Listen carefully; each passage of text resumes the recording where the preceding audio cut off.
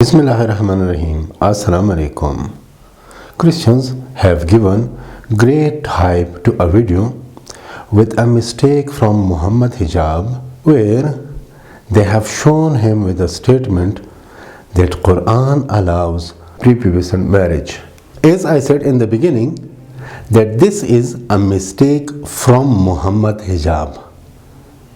I yet believe that this is not a mistake of Mohammad Hijab. At the end, inshallah, I'll prove this statement of mine with logical evidences. But yet, if this is a mistake of Mohammad Hijab or from Mohammad Hijab, we have to give the response from the verses of Quran that Quran does not allow pre-pubescent marriage. So let us watch that clip. If you look just at the Quran, you will get the indication that you can have sexual intercourse with a 5-year-old. The reason why it's haram to have sexual intercourse with a 5-year-old is not found in the Quran at all. If you just read the Quran, it is halal, it would be halal to have sexual intercourse with a 5-year-old. Chapter 65, verse 4. Allah subhanahu wa ta'ala tells us who you can divorce and who you cannot divorce.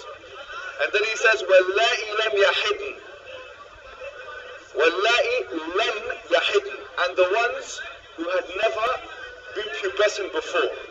And by the way, this is very important, yeah? I want all Muslims to be aware of this.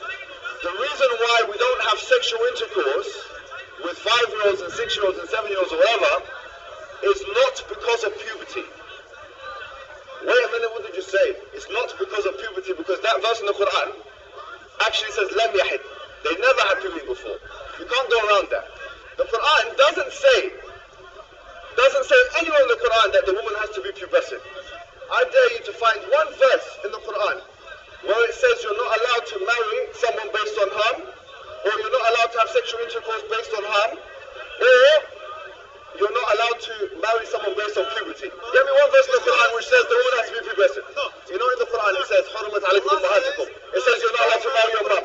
It says you're not allowed to marry your sister or your auntie. Where does it say you're not allowed to marry a pre-pubescent? I'm looking for one verse that you can say, you pinpoint it and say this is where it says pre-pubescent marriage or whatever is not allowed. So if you're Quran alone, you're steered towards pedophilia, and a severe type of pedophilia, wife abuse, a severe type of wife abuse. Now, I will split my response in 3 different dimensions.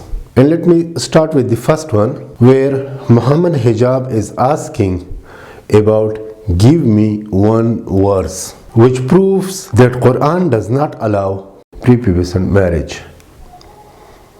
So the verse is chapter 4, verse number 6, where Allah subhanahu wa ta'ala is talking in the very clearest words, وَابْتَلُوا الْيَتَامَى حَتَّى إِذَا بَلَغُوا النِّكَاحَ فَإِنْ أَنَسْتُمْ مِنْهُمْ رُشْدًا. Within the same chapter, Surah An-Nisa, chapter 4, verse number 3, we have a commandment from Allah about going for 2nd, 3rd and 4th marriages. But Allah is saying in that verse, وَإِنْ خِفْتُمْ أَلَّا تُقْسِطُوا فِي الْيَتَامَى, if you have fear about not doing justice in affairs of the orphans, then marry the woman of your choice 2, 3 and 4. So here we have the attached commandments or attached criteria, or here Allah is giving in Quran clear protection to the orphans and widows. We read about these yatim, these orphans, presume one have married these widows as per these commandments, and these widows have children with them, along with them, definitely different children, male or female. Allah saying, while these orphans reaches to the age of puberty, وَابْتَلُوا الْيَتَامَى حَتَّى إِذَا بَلَغُوا النِّكَاحَ فَإِنْ أَنَسْتُمْ مِنْهُمْ رُشْدًا. So this verse is an attached verse which has in context with it, if someone has gone married such women, Allah is giving the example of the age of the marriage or the puberty from the verses where he is giving the guidelines about the orphans when you have get known that these children has reached to the age of marriage. Hatta iza balagun nikah. We read it. Hatta iza balagu an nikah. This is warattil al-Quran tartila. Hatta iza balagu an nikah. If we read the translations, they have written till the time when they reach to the marriage. When they reach to the marriage age, to the age of marriage. But if anyone does not know, he has to search in the dictionaries. They have to Google, they have to find in the dictionaries, in the sources they have, that the word baligh means puberty. One of the meaning of the baligh is puberty. It has another meaning is reaching. Hatta balagun nikah, when they are reaching to the age of marriage. But the exact word to word translation is hatta till iza when balagu they reach or they become baligh. It has both meaning. Or if someone has some logical reasons that this does not mean puberty, balagu does not mean becoming baligh, at par with the rules and regulation of Arabic dictionary, Arabic grammar, then he has the right to challenge my words. But balagu means to become baligh. Balagu means to become balagun nikah, to reach to the nikah. To reach to nikah, what does this mean? Balagu an nikah, to become baligh for nikah, to become pubescent for nikah. Going to the second misconception of my brother Mohammad Hijab, where he is talking about the word lam yahidn. And he says that this word means not being pubescent, where we read about wallahi ya'isna min al-mahizi min nisaikum. Here what Mohammad Hijab says, those who have no more menstruation, who have no more period cycle or menstruation. Yes, this means this. But the exact meaning for this first portion of phrase you will find in the translation of Pickthall, who says despaired of menstruation. Sahih International, I like this translation. This is more closer, I find. This also says who have no expectation, who does not expect menstruation. And those who no longer expect menstruation among your women, if you doubt, then their period is 3 months. And believe me, the only perfect or accurate translation I found for the second portion, which has been stated by Hijab lam yahid, the only translation which is accurate is Sahih International, which says lam yahid, who have not menstruated. Straight away you will find who have not menstruated.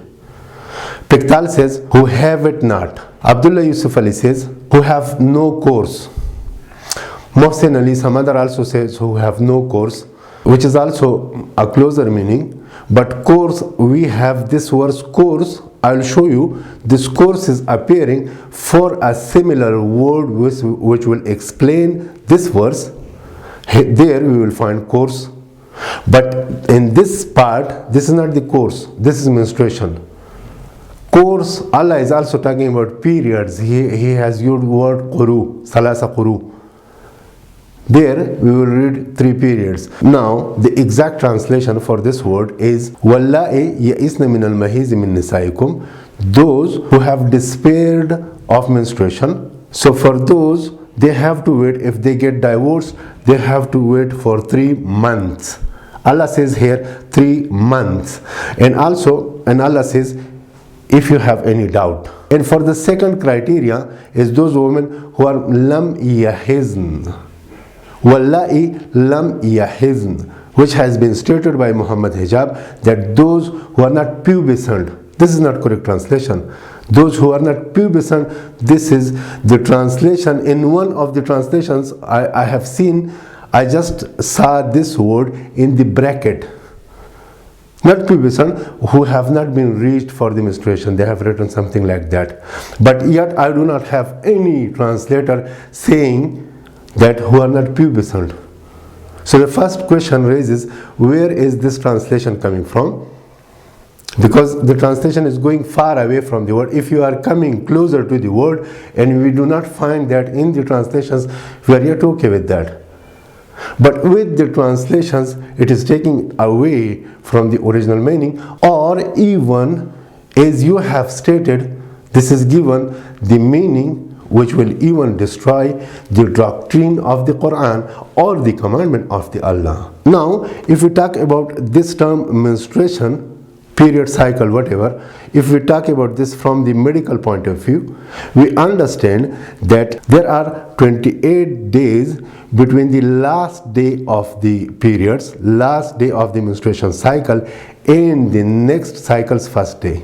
On regular basis, there are 28 days on an average. Yet, it may vary from 25 to 35 in different cases.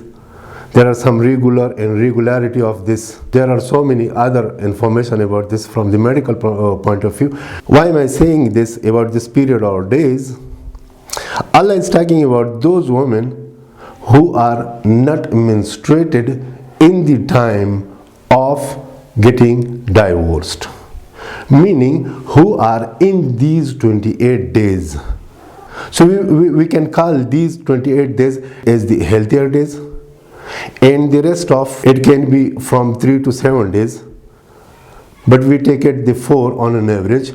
The rest of 4 days, 5 any, that will be the days of the disease, the days of the menstruation, and 28 days are healthy days of the woman. They have a monthly cycle which is very clear. Proof for this is also coming in the chapter 2 verse 222, where Allah is talking about وَيَسْأَلُونَكَ عَنِ الْمَحِيزِ, and they ask you about mahiz, about menstruation. قُلْ هُوَ أَذَنٌ, tell them that is hurt. This is a situation where they are getting troubled. فَلَا تَقْرُبُهُنَّ, don't go closer to them, leave them by their own, as they are getting frustrated. So here Allah is explaining mahiz. What is? They are asking about menstruation. So there my brother says lam yahizn. Allah says yas'alunaka anil mahiz. They ask you about menstruation. What does not mean puberty. This is not about baligh. As I said, puberty has the word baligh, And another explanation for the whole verse, or which will explain my statement that what is the purpose of Allah giving two conditions, or the third one, that those who are pregnant, their period of divorce is when their burden is off. So in clearest word Allah saying about that. So there we have three type of women, three possible physical statuses of a woman. Allah talks about the pregnant, Allah talks about those who have been despaired of menstruation, and Allah talks particularly about one type of woman who have not been menstruated, who are in the 28 days or in the healthier days, not in the days where they have quru. So their time is also 3 months. And technically speaking, these, as I am saying, 28 days or these averages I am talking about, this is what this will fulfill the calculation. But the another category, which is yahizn, which is those who have been menstruated, which has not been mentioned, but how do we know then about them? Allah is speaking about them in chapter 2, verse number 228. وَالْمُطَلَّقَاتِ يَتَرَبَّصْنَ أَنفُسَهُنَّ ثَلَاثَ قُرُوءٍ. Here Allah is talking particularly about periods, about quru periods. Here I am not translating it as menstruation. Allah is talking period, so period, cycle. But the same thing, menstrual cycle, menstruation. But here Allah is talking about quru, cycle, periods, as we speak within our daily terminologies. We have menstruation we have cycle periods or these orders or these words which has been used is the literature eloquence. But why Salasa Quru? Here we find the term for the fourth criteria also, which is Yahizn. Allah talks about Lam Yahizn, who have no menstruation, but in case some women have menstruation, period cycle, and they get divorced in that time, so Allah says Salasa Quru. So the condition is Salasa Quru. So that Quru can be counted as first. But remember that in this condition, if there is Quru at the time of the divorce, then it will not go for 3 months. And this is the miracle of the language of Allah. You understand now how explicitly Allah talks in Quran. Here Quru, we understand about that condition, but there we have 3 specific conditions. And for them, those who are pregnant, for them the period is when their burden is off. And for those who have been despaired, they are 3 months. And for those not menstruated, their period fulfills the 3 months and 3 Quru both. But there in Baqarah we have particularly Quru, where the justification for the fourth type or the fourth condition, which is Yahizn, which is menstruated condition at the time of divorce. So we have Salasa Quru in there. Now, as I said, this is not the mistake of Mohammad Hijab, but a mistake from Mohammad Hijab. You understand? There are different translations, my friend. There are different translations. Allah says, Inna anzalna Qur'anan Arabiyyan la'allakum taqilun. Inna ja'alna Qur'anan Arabiyyan la'allakum taqilun. Qur'anan Arabiyyan ghayra zi wajan liqawmin yu'minun. So Allah is giving us several conditions that why He has sent this Quran in Arabic. We have to be very careful with the words and particularly with the statements. As I said, there are different translations. Some have written something, some have written something different, something else. In the brackets, we find even supporting what has misled my brother. This is those translations. We have to be careful about the translations. There are examples about the translations where the translations have gone for different selection of the words. But what are the words of Allah? That is very important. Allah is not allowing pre-pubescent marriage. Allah is clearly giving us the age of the marriage or the puberty, and Allah is giving us this example from the orphans, as Allah knows that maybe such orphans whom moms have remarried, and then we just want to get rid of such children to empty the home before the marriage time, before the age of marriage. So Allah is bounding that. And then we have to give their inheritance at that part. فَإِنْ أَنَسْتُم مِّنْهُمْ رُشْدًا. So when you find some maturity in them, even Allah is not only talking about balagun nikah. Next Allah is talking about فَإِنْ أَنَسْتُم مِّنْهُمْ رُشْدًا. So when, if you find in them maturity, not only the puberty, not only pubescent. Let's taking فَإِنْ أَنَسْتُم مِّنْهُمْ رُشْدًا. If you are familiar that these women, these ladies, these children has reached hatta yablaghun nikah, if they have become pubescent for the marriage, فَإِنْ أَنَسْتُم مِّنْهُمْ رُشْدًا. So if you feel some maturity in them, then return what belongs to them. Whether that is dowry is commanded by Allah or the inheritance, both. And I am repeating that this is not the mistake of Mohammad Hijab. Is my personal understanding was the same up to, I can say, 2018.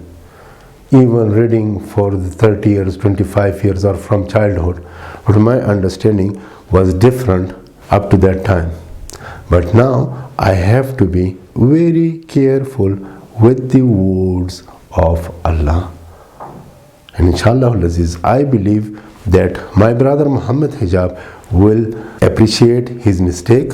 So as I said, we all do mistakes. Maybe I have did some mistake in this understanding of mine.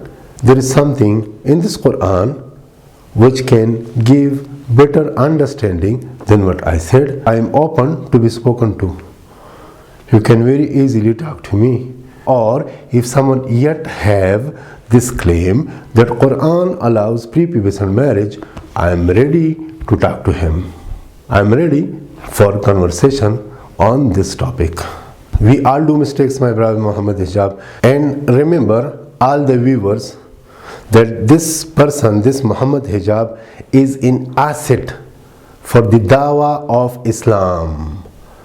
We all do mistakes. Mistakes will happen from me, from others, we are humans. And there are mistakes appearing from the humans. Even we have some mistakes from the prophets. Like Moses punches a Pharaoh man and he dies. Or the mistake of Adam, فَأَزَلَّهُمَ الشَّيْطَانِ. So we are human, and there is shaitan and there are shayateen. You know these shayateen on social media, you see this Christian prince, these people, David Wood and all those, Sam Shamoun, etc. They are very happy with the statement. But I hope, I believe that my brother will correct his statement, inshallah, and he will give a statement, inshallah, I believe, after watching this video, that Quran does not allow pre-pubescent marriage. Quran, being criterion, is not allowing pre-pubescent marriage. Mohammad Hijab is our hero. Remember guys, Mohammad Hijab is the hero of the dawah of Islam. He's a hero, really. He's the one who kneeled David Wood and Christian Prince. I've seen both of them shivering while they hear the name of Mohammad Hijab. But the mistakes are happening. We are insan is the one who forgets. And Allah says in the Quran, إِنَّمَا التَّوْبَةُ عَلَى اللَّهِ لِلَّذِينَ يَعْمَلُونَ السُّوءَ بِجَهَالَةٍ ثُمَّ يَتُوبُونَ مِنْ قَرِيبٍ فَأُولَٰئِكَ يَتُوبُ اللَّهُ عَلَيْهِمْ وَكَانَ اللَّهُ عَلِيمًا حَكِيمًا. Allah says, if someone commits a mistake, unknowingly commits a mistake, and then he repents afterwards, immediately, min qareeb, immediately repents afterwards, after understanding. So Allah is Aliman Hakima. Allah is wise, Allah knows everything very well. So please my brothers, we have to spend our time with Quran. We have to be familiar with the words. وَرَتَّلُ الْقُرْآنَ تَرْتِيلًا. We have to understand it word by word. Believe me, there are around 2000 words which is appearing in this Quran again and again in different formation of the words or in different grammatical needs. If you understood those words or you started to understand these words, the understanding of Quran will become easier the much you understand the words. So may Allah give us the guidance to the straight path. Thank you very much for watching. My name is Muhammad Kamil. Assalamu alaikum.